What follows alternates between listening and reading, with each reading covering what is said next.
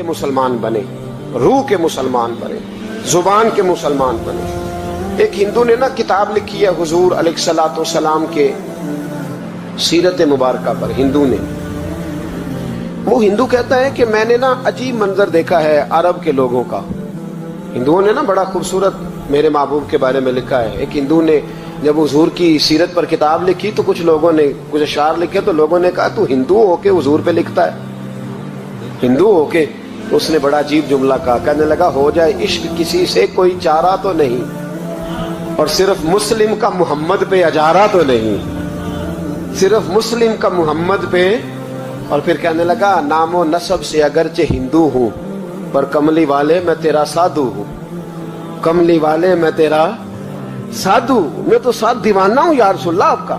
تو نبی پاک علیہ السلام کے بارے میں لوگ لکھتے ہیں, وہ کہتے ہیں وہ محبت سے نہیں لکھ رہا, وہ سمجھ لیں کہ ایک عالمی تجزیہ نگار ہے تو ایک تجزیہ دے رہا ہے. کہتا ہے میں نے دو قسم کے عرب دیکھے, دو قسم کے. ایک عرب میں نے وہ دیکھے جو اتنے انا پرست ہیں, اتنے خود غرض ہیں, اتنے اپنے ذات کے بت میں الجھے ہوئے ہیں کہ وہ ایک حوض پہ اپنے گھوڑوں کو پانی پلانے گئے, 10 15 20 گھوڑوں کو پانی پلانے گئے ہیں, تو جھگڑا ہو گیا, پہلے میں نے پلانا ہے, میں بڑا چودھری ہوں. اس نے کہا نہیں میں تجھ سے بڑا ہوں, پہلے میں نے پلانا ہے. اس پہ جھگڑا ہوا. وہ غیر جانبدار تجزیہ نگار کہتا ہے اس پہ جھگڑا ہوا, لڑائی ہوئی, قتل ہوئے, اتنے قتل ہوئے کہ یہ قتل نسلوں تک چلے, نسلوں تک یہ قتل آگے بڑھے. وہ کہتا ہے ایک میں نے وہ عرب دیکھے. اور پھر کچھ عرصے کے بعد مکے اور مدینے میں اللہ نے اپنے نبی کو بھیجا, مصطفیٰ کریم علیہ السلام آئے. کہتا پھر انہی عربوں کا میں نے ایک اور رنگ بھی دیکھا, انہی عربوں کا میں نے ایک اور رنگ. وہ جو گھوڑے کو پانی پلانے پر لڑ رہے تھے, آج میں نے دیکھا کہ ایک جنگ کے موقع پر 3 صحابہ یا 7 صحابہ زخمی پڑے, زخموں سے چور ہیں. ایک آدمی پانی کا پیالہ لے کے آیا, ایک کو کہا پانی پی لو, زخمی ہو, شدید زخمی ہو, نزع کا عالم ہے, تھوڑی دیر میں ہو سکتا ہے شہادت نصیب ہو, پی لو. کل جو گھوڑے کو کہتا تھا پہلے میں نے پلانا ہے, میں نے پلانا ہے, آج وہی قوم میں نے عجیب رنگ دیکھا, کہا پانی پی لو. تو کہنے لگا یار میں تھوڑا زخمی ہوں, یہ جو میرے ساتھ لیٹا ہے یہ زیادہ زخمی ہے, پہلے اس کو پلا دے, میرے بھائی کا بھلا ہو جائے. کہتا پانی لے کے اس کے پاس پہنچے, اس کو کہا تو پی لے. تو وہ کہنے لگا نہیں میں زخمی ضرور ہوں پر جوان ہوں, یہ میرے ساتھ جو صحابی لیٹے ہیں یہ زخمی بھی ہیں بوڑھے بھی ہیں, ان کو پہلے پلا. میں بات کرتے میں تیسرے کے پاس گیا تو اس نے کہا نہیں یار چوتھے کو پلا, وہ زخمی بھی ہے بیمار بھی ہے, اسے زیادہ ضرورت ہے. کہتے چوتھے کے پاس گیا تو وہ تڑپ اٹھا, کہنے لگا 5ویں کو پلا, اس لیے کہ اسے زخم مجھ سے پہلے لگا ہے, اس کا جہاد بھی مجھ سے سخت ہے. کہتے اس کے پاس گیا تو کہنے لگا یار 6 کے پاس چلا جا, اس لیے کہ اس کا وقت مجھے زیادہ قریب لگ رہا ہے. کہتے میں 6 کے پاس گیا تو وہ بول اٹھا, کہنے لگا وہ 5 جس رسول کا کلمہ پڑھتے تھے میں بھی اسی محمد کا ماننے والا ہوں, تو مجھے نہ پلا 7ویں کو پلا. کہتے اس کے قریب گیا اور میں نے وہ منظر دیکھا کہ وہ کہنے لگا نہیں اگر وہ 6 قربانی دے سکتے ہیں تو میں نے بھی نبی پاک سے تربیت لی ہے, تو پہلے کے پاس جا. کہتے میں اس کے پاس جا کے کھڑا ہوا تو روح پرواز کر گئی. میں دوسرے کے پاس گیا تو کلمہ پڑھ کے شہادت کا جام پی گیا. میں تیسرے کے پاس گیا تو حوض کوثر تک وہ بھی پہنچ گیا. کہتے ہیں 7 کے 7 وصال کر گئے, پانی میرے ہاتھ میں تھا اور میں اس صحرا میں کھڑے ہو کے سوچ رہا تھا یہ وہ لوگ ہیں جنہوں نے دل کا کلمہ بھی پڑھا ہے, روح کا کلمہ بھی پڑھا ہے. یہ ان کا صرف وجود نہیں جھکتا رب رسول کی بارگاہ میں, جب یہ جھکتے ہیں تو ان کے دل بھی جھکے ہوئے ہوتے ہیں, ان کی روحیں بھی جھکی ہوئی ہوتی. حالات بدل گئے میرے بھائی. ایک زمانہ وہ تھا جب حضرت عمر فاروق کی لونڈی نے کلمہ پڑھا, ہاں حضرت عمر لونڈی نے کلمہ پڑھا تو حضرت عمر نے اسے الٹا لٹکا لیا, درے مارتے. بی بی کہتی ہے عمر مجھے اتنا مارتے کہ مارتے مارتے تھک جاتے, پھر پانی منگاتے, پانی پی کے پھر مارتے. یہ وہی عمر ہے جو کہتے جو کلمہ پڑھے گا گردن کاٹ دوں گا. یہ وہی عمر ہے جو کوئی غریب مسکین قریب نہیں پھٹک سکتا تھا, لونڈی کو دروں سے مارتے. وہی عمر کلمہ پڑھ گئے. اور پہلے تو ایک قبیلے کے سردار تھے نا بھائی, پہلے ایک قبیلے کے سردار تھے, تو الٹا لٹکا کے مار. چاہیے تھا نا جب امیرُ المومنین بنتے زیادہ سخت ہو جاتے اور ان کے اندر سختی آتی, اور امیرُ المومنین بن گئے. 24 لاکھ مربع میل پر حکومت, 24 لاکھ مربع میل کا حکمران, چہرے پہ نقاب پہنا. کنز الاموال میں روایت موجود, وہی عمر جو کل غریب عورت کو دروں سے مارتے ہیں, وہی عمر. انقلاب آ گیا, سوچ بدل گئی, نگاہ اور دل مسلمان ہو گئے. عمر گزر رہے ہیں, ایک گھر سے بچوں کے رونے کی آواز آئی. چہرے پہ نقاب پہنے عمر رک گئے. افلا غلام ساتھ تھا. کہنے لگے پتہ کر کوئی مسئلہ ہے. دروازے پہ دستک دی. بی بی تیرے بچے کیوں روتے ہیں؟ کہنے دوڑ جاؤ. کون ہوتے ہو؟ تمہیں کیوں بتاؤں؟ غریب ہر ایک کو نئی داستان بتائیں. ابھی ایک جماعت آ گئی, مجھے بتاؤ میں حل کروں گا. پھر دوسرا آ گیا زخم ٹٹولنے, مجھے بتاؤ میں کس کس کے سامنے زخم کھولیں, کس کس کو بتائیں. بی بی کہنے لگی جا دوڑ جا. درجنوں آتے ہیں, روز پوچھتے ہیں, پوچھ کے تو بھی جا. آدھی رات کو تو کون ہے؟ حضرت عمر منت کرنے لگے, کہنے لگے بی بی تیری مہربانی بتا تیرے بچے کیوں روتے ہیں. تو عورت تڑپ کے بولی, کہنے لگی تو نہیں جاتا تو سن پھر. میرے بچوں کی غلطی یہ ہے کہ یہ غریب بھی ہیں اور یتیم بھی ہیں. ان کی غلطی ہے کہ ان کا باپ چلا گیا ہے. ان کی غلطی یہ ہے میں نے غریب گھروں میں پرورش پائی ہے. ان کی غلطی یہ ہے کہ ان کا دادا رئیس نہیں تھا. ان کی کوتاہی یہ ہے کہ ان کا نانا جاگیردار نہیں تھا. ان کی غلطی یہ ہے کہ ان کی ماں جہیز میں کچھ لے کے نہیں آئی. اور کیا پوچھنا ہے؟ حضرت عمر کہنے لگے بہن ماجرا کیا ہے؟ کہنے لگی باپ انتقال کر گیا. عمر جب سے حکمران بنا ہے اس گاؤں میں کبھی اس نے پھیرا ہی نہیں ڈالا, وہ آیا ہی نہیں. میری غریبنی کے بچے ساری ساری رات بھوک سے روتے, وہ کبھی آیا ہی نہیں. یہ غلطی ہے. پہلے تو میں کچھ نہ کچھ ان کو خشک روٹی کھلا دیتی تھی, آج تو گھر میں کوئی شے نہیں. شام سے لے کر پانی اور روڑے ہنڈیا میں ڈالے ہیں, پکاتی جاتی ہوں. کہا تھا چلو سو جائیں گے, اور بھوک بڑی ظالم ہے, نیند بھی نہیں آنے دے. سب روگاں دا روگ محمد, جس دا نام غریبی کنڈ ولا کے لنگ جاندے نی دوست یار قریبی. کب بھوک بڑی ظالم ہے, پیٹ بھوکا ہو تو یہ بھی نہیں آتی. سوچتی تھی سوچ اب تہجد کا وقت ہے پر سوتے نہیں. اب بتاؤ میں کیا کروں. عمر تو 24 لاکھ مربع میل کا حکمران ہے, اس کچی بستی میں کیسے پھیرا ڈالے گا. حضرت عمر دوڑے گئے. 60 سال عمر, کندھے پہ اناج کا تھیلا رکھا, کندھے پہ. غلام کہتے حضور مجھے دے دیں. فرمایا بتا قیامت میں بھی میرا بوجھ اٹھائے گا. پھر حضرت عمر لائے. پھر عمر نے اس بی بی کے گھر میں چراغ روشن کیا. پھر بوڑھے عمر کہتے میری بیٹیاں تھیں, میری بیویاں تھیں, میں نے کھانا کبھی نہیں پکایا تھا. میں نے اس بی بی سے کہا بہن تو بیٹھ جا. بیٹھ گئی. عمر کہتے میں نے آگ جلائی. آپ کے غلام کہتے ہیں جب عمر آگ میں پھونکے مارتے تھے تو ان کی داڑھی سے دھواں نکلتا تھا. عمر نے آگ جلائی. پھر فاروق کہتے میں نے کبھی روٹی نہیں پکائی تھی پر آج میں نے آٹا بھی گوندا. 24 لاکھ مربع میل کا حکمران. اور بھائی جب تیرا دل اور نظر مسلمان ہوتی ہے تو پھر تو جھوٹے دعوے نہیں کرتا, پھر دین تیرے لفظوں میں, جملوں میں, تقریروں میں نہیں رہتا. حضرت سیدنا عمر فاروق رضی اللہ تعالیٰ عنہ آٹا گونتے ہیں, داڑھی ساری آٹے سے بھر گئی. پھر عمر فاروق روٹیاں پکاتے تو ہاتھ جلتے. پھر سالن پکایا. پھر عمر نے دسترخوان بچھایا. پھر وہ چھوٹے چھوٹے بچوں کا عمر نے منہ دھلایا. پھر فاروق اعظم روٹی کے لقمے ان کے منہ میں ڈالتے اور روتے, کہتے بیٹو عمر کو پتہ نہیں چلا کہ تم بھوکے تھے. بیٹیوں عمر کو خبر نہیں تھی. عمر سے ناراض تو نہیں ہو. چھوٹے چھوٹے بچے کہتے ہمیں تو پتہ بھی نہیں عمر کون ہے, آپ کیا باپ. پھر ان کو عمر فاروق نے کھلایا. پھر فاروق اعظم سیر میں بیٹھ گئے, ان کو ہنساتے رہے. غلام کہتے حضور اب کیا کرتے ہو؟ فرمایا جو میری وجہ سے روئے تھے انہیں خوش نہ کروں. پھر اس بی بی کی طرف متوجہ ہوئے, کہنے لگے اگر عمر نہیں آیا تو آپ ہی خبر کر دیتی. بی بی کہنے لگی ڈیوٹی عمر کی ہے خبر لینے کی, میری نہیں ہے کہ میں جا کے بتاؤں. میں کیوں بتاؤں؟ حضرت عمر کہنے لگے چل عمر کو معاف کر دے. کہنے لگی اسے کیا معاف کرنا ہے, میں تو دعا کرتی ہوں اللہ اسے ہٹا دے اور آپ کو بنا دے.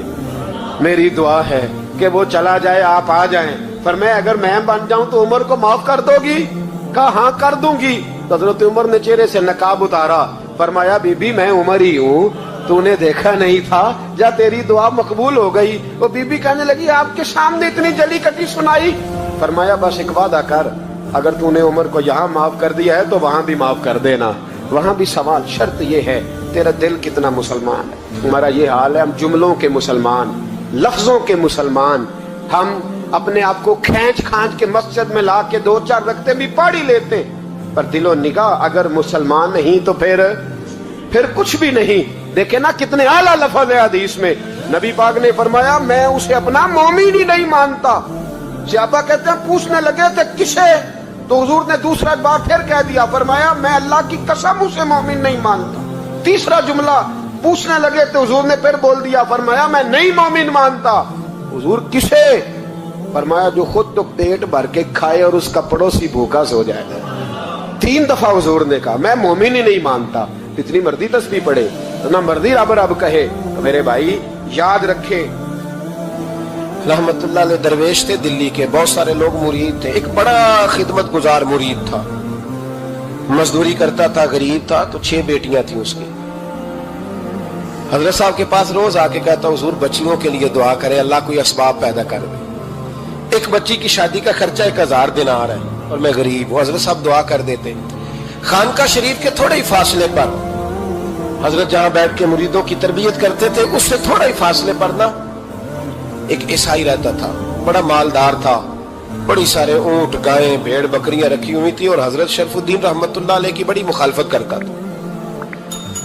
और ये जो आपका गरीब मुरीद था, ये उसका पड़ोसी था। एक दिन बुला के ना उनको कहने लगा कि तू किधर जाके जो है वो टकरे मार रहा है, वहां से कुछ नहीं मिलने वाला।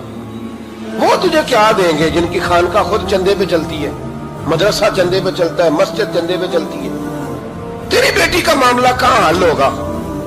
तो उस दरवेश ने कहा कि तू मेरे पीर को नहीं जानता, तू अजय मेरा महबूब नहीं डिठा, तो पता नहीं ना, तू इस रास्ते का मुसाफिर नहीं, तू नहीं जानता। उनका बस चले ना तो वो हर कीमत में मेरी बेटियों की शादी करा दे। अब वो ईसाई था, कहने लगा अच्छा चलो ठीक है, अगर इतनी बात है ना तो जाओ उनसे जाके कह दो कि 6 साल के लिए मेरे साथ मुआहदा कर ले, तो मेरे जानवरों को चारा डाल दिया करे, 6 साल ड्यूटी करे, मैं 6000 दिनार दे देता हूं। वो मेरे साथ 6 साल मेरे जानवरों को चारा डाले रखते हैं ना, अब चारा डालने के लिए एडवांस पैसे दे के। अब तो लोग उन्हें भी गुलाम ही बना लेते हैं, बड़ी थोड़ी तनख्वाह देते हैं, जुल्म करते हैं, पूरा मुआवजा नहीं देते। हजरत शेख शरफुद्दीन के बारे में वो कहने लगा जो अपने पीर से जाके कह के मेरे जानवरों को 6 साल चारा डाले, मैं 6000 दे देता हूं, तू जो कहता है हर कीमत पे जाने को तैयार है। उसने जब ये बात की तो मुरीद ने नाराज हो गया, वो लड़ाई हो गई, गिरबान पकड़ लिया, झगड़ा हुआ, बात बड़ी दूर गई। इस तरह की बात करता मेरे हजरत के बारे में, तेरे जैसे कई मैं वहां काम पे रखा दूं। जब वो बड़ी बहस हुई, बात मोहल्ले में, इलाके में फैल गई, दुनिया ने सुन ली, तो शेख शरफुद्दीन तक भी पहुंच गई। इस तरह झगड़ा हुआ है। लोग सो गए इशा की नमाज के बाद। हजरत साहब ने ना सर पे कपड़ा लिया, उस ईसाई के दरवाजे पे दस्तक दी, वो बाहर आया, फरमाने लगे लोग तो सोच समझ के मुलाजम रखते हैं, तूने भी तो सोच ही लिया होगा, तभी तो मुझे ऑफर की है। तू अपनी ऑफर पे कायम है? वाकई मुझे रख लेगा और 6000 दिनार दे देगा? कहने लगा जा बाबा काम कर अपना। फरमाया नहीं, तूने इतने लोगों में बात की, इतनी बहस हुई, तो कायम है? कहने लगा मैं तो कायम हूं, पर आपने नहीं कायम रहना। फरमाया मैं सोच समझ के आया। उसने कहा आप ड्यूटी करेंगे, भैंसों को चारा डालेंगे? फरमाया एक शर्त, बस जब अजान हो जाए ना तो मुझे रब की नमाज पढ़ने की इजाजत दे देना, बाकी सुबह शाम जो तू कहेगा। अगर उस गरीब की बेटियां ब्याही जाए तो मुझे और क्या चाहिए? उसकी 6 बेटियों का बोझ है उसके सर पे, तू मुझे रख ले। अल्लाह अकबर। वो कहने लगा चले पे मेरे साथ खते बंदगी कर ले। आजकल हम स्टाम्प करते हैं, उस जमाने में खते बंदगी होता था, गुलामी का खत, काजी शहर के पास, यानी उसका ख्याल था कि चलो स्टाम्प की बात करूंगा तो भाग जाएंगे। फरमाया चल मैं तैयार हूं। काजी तक गए, तय हो गया, 6000 दिनार दे दिए। हजरत ने मुरीद को बुलाया, फरमाया पुत्र ये ले जा मेरी बेटियों को रवाना कर दे। कहने लगा हुजूर ये क्या कर रहे हो आप, कुछ सोचे? फरमाया यार जब तुझे बेटा बना लिया तो फिर मेरी पोतियां तो लगती हैं ना, मेरा हक तो बनता है ना, जा जाके ड्यूटी कर, उनको ब्याह दे। बात फैल गई। बादशाह भी अकीदतमंद था, वो 12000 दिनार लेके पहुंचा। क्या बताऊं इन रब के बंदों का दिल कैसा होता है। کیا درد ہوتا ہے، کیا رنگ۔ 12,000 دینار لے کے بادشاہ آیا اور آ کے حضرت کو پیش کیے کہ حضور آپ دیں اس عیسائی کو ڈبل دیں اور جائیں کام کریں۔ آپ فرمانے لگے تو پیسے دے، شرطیں نہ لگا، میرا جہاں دل کرے گا میں خرچ کروں گا، مجھے تو مزہ ہی اب آنے لگا ہے، ابھی تو لطف آ رہا ہے، ابھی تو ذائقہ آیا ہے کچھ کرنے کا، پیسے دینے ہیں تو دے، پابندی نہ لگا، جہاں میرا دل کرے گا میں۔ اس نے کہا حضور ٹھیک ہے رکھ لیں۔ حضرت نے فجر مسجد میں پڑھی، جیب میں 12,000 دینار تھے، اعلان فرمایا بھی کسی اور کی بیٹی بھی بیٹھی ہے تو پیسے میرے پاس ہے۔ وہ 12,000 دینار بھی بانٹ دیا، اور 12,000 دینار بانٹ کے نہ تو پھر چلے گئے کھیت میں چارہ کاٹنے۔ اس عیسائی کو کسی نے بتلایا کہ ان کے پاس تو 12,000 آیا ہے پر تجھ سے جان نہیں چھڑائی انہوں نے، کہ وعدہ یہ ہوا تھا کہ 6 دیں گے تو جائیں گے، جب تک دیں گے نہیں تیرے گھر میں کام کریں گے۔ وہ نہ چارہ کاٹ رہے تھے، حضرت صاحب تو وہاں پہنچ گیا، دور جا کے کھڑا ہو گیا، کہنے لگا بابا پہلے تو میں نے مسلمانوں کے اخلاق سنے تھے، اب تو میں نے دیکھ بھی لیے، پر یہ بتا جب 12,000 آیا تھا جان کیوں نہیں چھڑائی؟ تو حضرت چارہ کاٹتے کاٹتے رو پڑے، فرمانے لگے تو نہیں نہ جانتا یہ بیٹیاں سانجھی ہوتی ہیں، پتہ نہیں نا، میرے رسول پاک نے تو حاتم تائی کی بیٹی کے سر پہ کپڑا رکھ کے کہا تھا بیٹیاں برابر ہوتی ہیں، تو یہ نہیں پتا جب اس کی 6 بیٹیوں کی شادی ہوئی ہے میرے اندر روحانیت کتنی بڑی ہے۔ فرمایا پھر 12,000 آیا ہے تو 2-4 بچیاں پھر گئی ہیں، تو یہ نہیں پتا میں اندر سے راضی کتنا ہوں، میں تیری نوکری کرتا رہوں گا، پتہ نہیں اللہ کتنی بیٹیوں کو بیاہ دے گا۔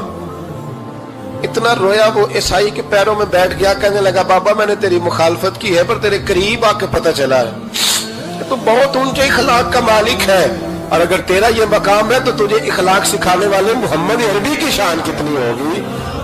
ظالم کی بولیے جاتے نہیں لوگ جھوٹے گواہ بن کے، وکیل صاحب کو نہیں پتا ہوتا کہ یہ بندہ مجرم ہے جو میرے پاس آیا، کیا مجرموں کے وکیل نہیں ہوتے؟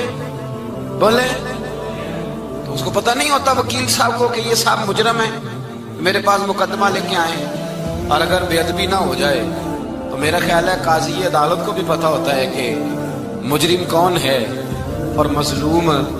میرے نبی پاک صلی اللہ علیہ وسلم نے اس قدر زیادہ سختی فرمائی اس مسئلے میں، فرمایا جس کو پتا تھا کہ فلاں آدمی ظالم ہے، ظلم کر رہا، پھر وہ ظالم کا گواہ بنا یا اس نے ظالم کی مدد کی، کتنی کی؟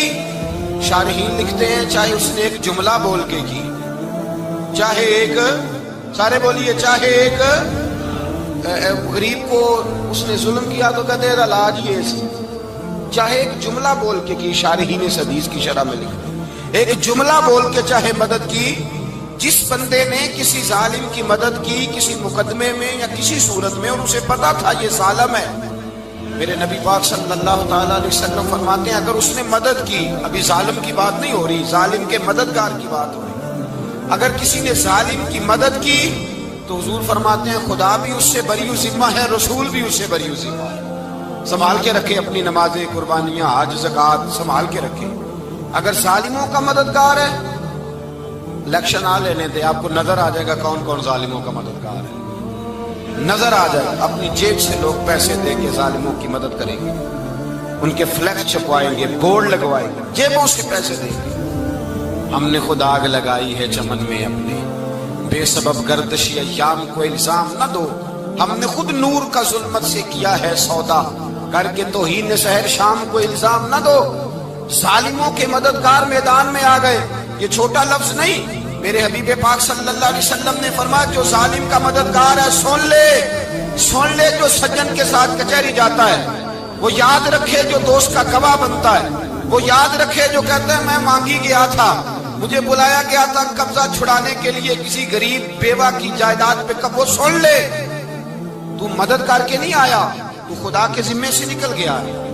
رسول پاک نے فرمایا تیرا میرا تعلق ختم ہو گیا، تو ظالم کا مددگار ہو گیا، پھر تو کہتا میں بے چین ہوں، میں بے قرار ہوں، میں آزمائش کا شکار ہوں، پلٹ کے دیکھ تو صحیح تیرا گناہ کتنا بڑا ہے۔ میرے نبی پاک صلی اللہ علیہ وسلم کا ایک اور فرمان سننے، ابن ماجہ ابو داؤد میں موجود ہے، اس حدیث کو آپ نے یاد کر لینا، کر لیں گے انشاءاللہ، سارے کہیے انشاءاللہ کر لیں گے یاد۔ حضور صلی اللہ علیہ وسلم نے فرمایا اگر تو ظالم کی مدد کرے گا نا، یہ لفظ دل کی تختی پہ لکھ لینا، یہ مکافات عمل ہے، مکافات عمل دنیا، ادھر کرو گے تو ادھر بھرو گے۔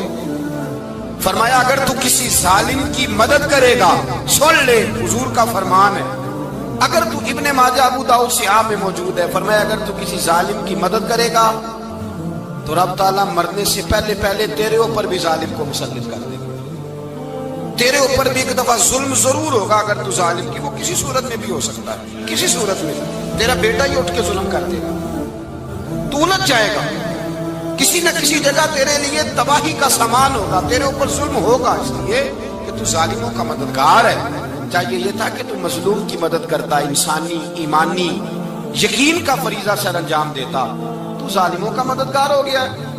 ٹٹول کے دیکھ لیں، رزلٹ نکال کے دیکھ لیں، ہمارے زمانے میں ظالموں کے مددگار زیادہ ہیں، اتنی لمبی زبانیں نکال کے ظالموں کی مدد کرتے ہیں، بڑے بڑے کالم نویس اللہ نے انہیں قدرت دی لکھنے کی، تو اپنا قلم ظالموں کی مدد میں خرچ کرتے ہیں۔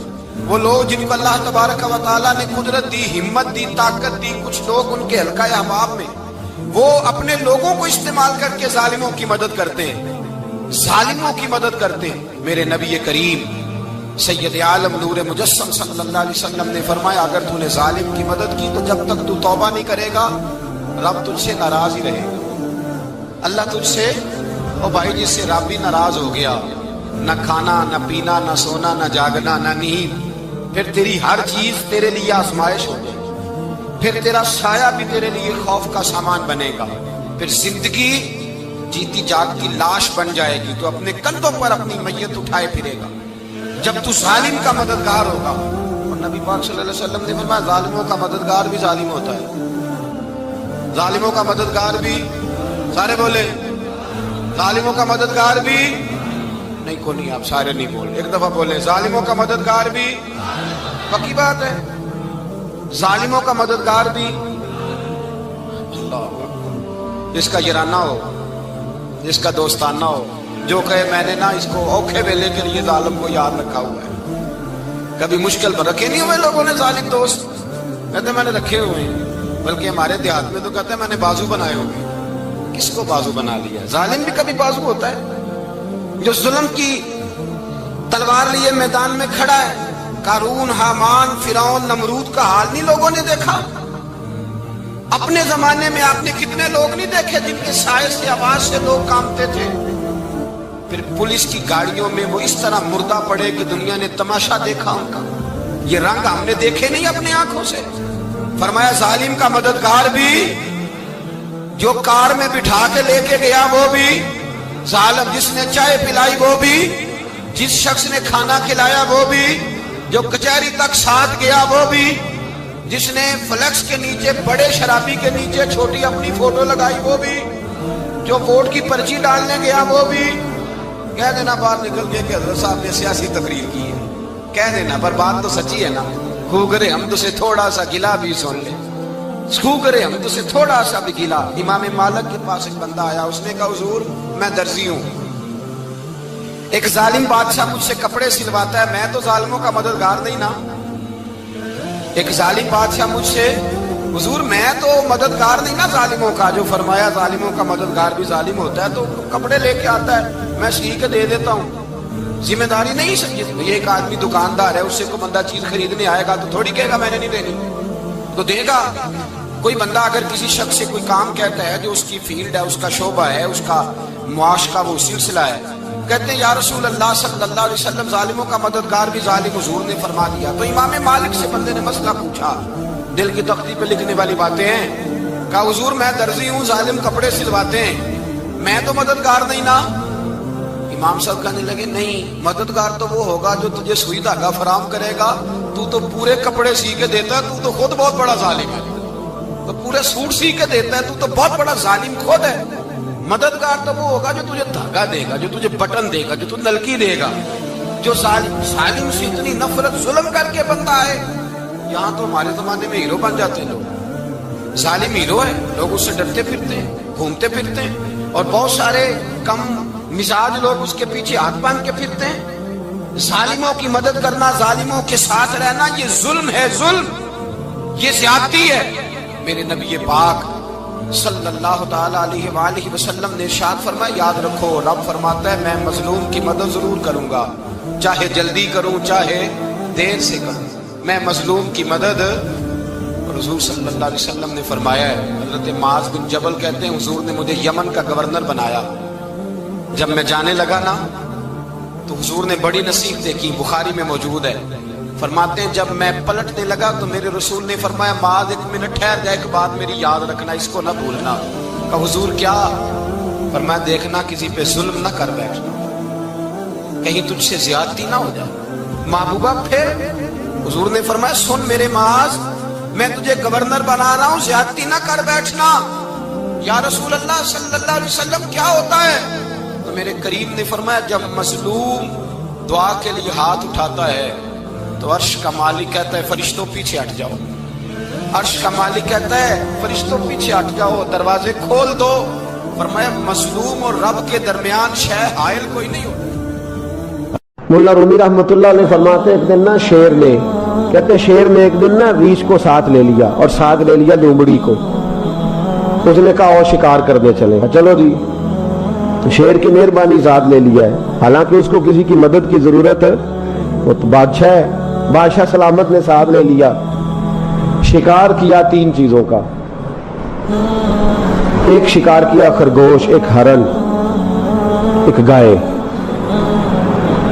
اب وہ شکار کر کے واپس آئے تو جو ریچھ تھا نا ذرا اکڑ اکڑ کے چلنے لگا کہ بادشاہ کے ساتھ میں بھی تھا، یعنی شکار میں میرا بھی حصہ، اور شیر بھی سمجھ گیا بات کو کہ اس کا دماغ خراب ہو رہا ہے، حالانکہ میں نے تو ویسے ہی ساتھ لیا۔ وہ ریچھ صاحب بھی نا تگڑے ہو گئے، انہوں نے کہا اوہو میں ساتھ ہی تھا کہ اب بادشاہ نے تو ویسے ساتھ لیا تھا کہ چلو 2-4 آدمی مل کے تو وہ پیر بارش شاہ صاحب رحمت اللہ تعالیٰ علیہ سے کسی نے کہا کہ آپ کے جو شیخ ہیں آپ کے مرشد ہیں آپ کو بلا بلا کے مشورے لیتے ہیں کام لیتے ہیں تو آپ تو بڑے خوش نصیب ہیں، تو انہوں نے کہا ہیر ہس بولے تے وہ دی مہربانی ورنہ رانجے تے لاڈ ہی لڑاونے نے۔ انہوں نے کہا ٹھیک ہے اگر اس نے مہربانی کر دی ہے تو اس میں میرا نہیں، ان کی نظر شفقت ہے، ہیر ہس بولے تے وہ دی مہربانی، انہوں نے مہربانی فرمائی ہے تو بڑی کرم نوازی ہے، ورنہ من آنم کے من دانم جو میں ہوں اس کا مجھے پتا تو ہے ہی نا، تو میں اس میں اپنے آپ کو اتنا بڑا نہیں سمجھ۔ اس نے نا شیر نے بھانپ لیا، اس نے کہا کہ اس کے ذہن کے اندر بات آ رہی ہے کہ شاید میں کو بلا ہوں، تبھی تو مجھے اسپیشل بادشاہ نے کہا کہ چاہے میرے ساتھ شکار کرنے میں ہے کوئی میرے اندر بات۔ اللہ اکبر۔ اس نے نا آ گئے بیٹھ گئے، اس نے کہا اس سے بادشاہ نے کہ کیا کرنا ہے، اب شکار تو ہو گیا ہے، تو اس کے اندر تو سودا سمایا ہوا تھا نا، اس نے کہا جی کرنا کیا ہے، بانٹ کے کھانا چاہیے، بانٹ کے کھانا چاہیے۔ اس کو بڑا غصہ آیا، اس نے کہا اچھا تو مجھے کمزور سمجھتا ہے، میں جو چاہتا تھا کر سکتا تھا، میں نے تو عذرائے محبت تجھے عزت دی ساتھ لے لی یار، تو بن کے ہی بیٹھ گیا ہے۔ اس نے کہا اچھا بانٹ کے کھانا چاہیے، کہا بالکل، کہا چلو بانٹو، پھر کیسے بانٹنا ہے۔ ہرن کا اور بکرے کا گوشت ایک جیسا ہوتا ہے، بلکہ ہرن کا زیادہ مہنگا ہوتا ہے، لذیذ ہوتا ہے۔ اب اس نے تقسیم کیسی کی دی، اس نے چلاکی کرنی چاہیے، کہنے لگا جی تقسیم سیدھی سی ہے، آپ بڑے ہیں گائے آپ کی، 3 جانوروں کا شکار ہوا نا، گائے ہرن اور خرگوش، کہنے لگا آپ بڑے ہیں گائے آپ کی، میں درمیانہ ہوں تو ہرن میرا، اور لومڑی چھوٹی ہے تو خرگوش لومڑی کا۔ اس نے کہا تیرا بھلا ہو جائے، کیسی تم نے تقسیم کی ہے۔ اس نے مارا پنجا اور ریچھ کو بھی مار دیا۔ اس نے کہا تو عجیب آدمی ہے بھائی، تجھے تو ذرا موقع دیا ہے تو تو نے ہاتھ ہی وہاں ڈال لیا ہے جہاں بالکل تیرا بنتا ہی نہیں تھا۔ اللہ اکبر۔ اس نے کہا اچھا مر گیا۔ اب لومڑی بھی سنبھل کے بیٹھ گئی، لومڑی ذرا تیز ہے چلاک ہے، تو مولا رومی علیہ رحمہ کہتے ہیں، اور شیر کہنے لگا لومڑی سے چل تو تقسیم کر، تو تقسیم کر کیا کرنا چاہیے۔ تو کہنے لگی بادشاہ سلامت تقسیم بڑی سادی سی ہے، سویرے ناشتہ خرگوش کا کرے، دوپہر کو آپ جب کھانا کھانے لگے تو ہرن تناول فرمائے، اور شام کو ذرا آپ زیادہ کھاتے ہیں تو آپ گائے کھائیں، یہی تقسیم ہے۔ بڑا راضی ہوا شیر۔ اس نے کہا تو نے یہ تقسیم بڑی اچھی کی ہے، یہ کہاں سے سیکھی ہے؟ کہنے لگی ریچھ کی موت سے سیکھی ہے، ابھی مرا ہے میرے سامنے، اس کی موت سے میں نے سیکھی ہے، اس لیے کہ اگر یہ تقسیم نہ کی تو مر میں بھی جاؤں گی۔ बात तो तफन्नो की है, ज़राफत की है, लेकिन मुल्ला रूमी क्या फरमाते हैं? वो फरमाते हैं दूसरों की मौत से ही सीख जा। हजरत उमर का विसाल हुआ, कब्र पे मिट्टी डाली जा रही थी, हजरत अबू दरदा ने ना यूं मिट्टी पकड़ी हुई है, तो एक एक चुल्लू करके मिट्टी डालते हैं ना, पहले 3-3 चुल्लू डालते हैं कि चलो हमारा भी इस नेकी में हिस्सा हो जाए। तो मिट्टी डालने के लिए ना मिट्टी पकड़ी हुई थी, तवज्जो है आपकी मेरी बात पर। उस मिट्टी को लेकर के जा रहे थे हजरत अबू दरदा, मिट्टी लेके जाते हजरत सैयदना अबू दरदा हजरत उमर की कब्र पर डालने के लिए, यूं पकड़ी हाथ में, मिट्टी डालने का इरादा करते तो वापस आ जाते, फिर जाते तो वापस आ जाते, फिर जाते। लोगों ने कहा अबू दरदा डालते क्यों नहीं? तो आंखों में आंसू आ गए, रो पड़े, कहने लगे इज्जत के इस कोहे गिरां पे मिट्टी डाल दूं, वकार के इस बादशाह पे मिट्टी डाल दूं? फरमाने लगे शहनशाह किरदार पर इस पर मिट्टी डाल दूं? और फिर वो मिट्टी पकड़ी और अपने सर पे डाल ली। फरमाने लगे उमर तू मिट्टी के काबिल नहीं, मिट्टी के काबिल तो मैं हूं, मैं था जिस पर मिट्टी पड़नी चाहिए थी।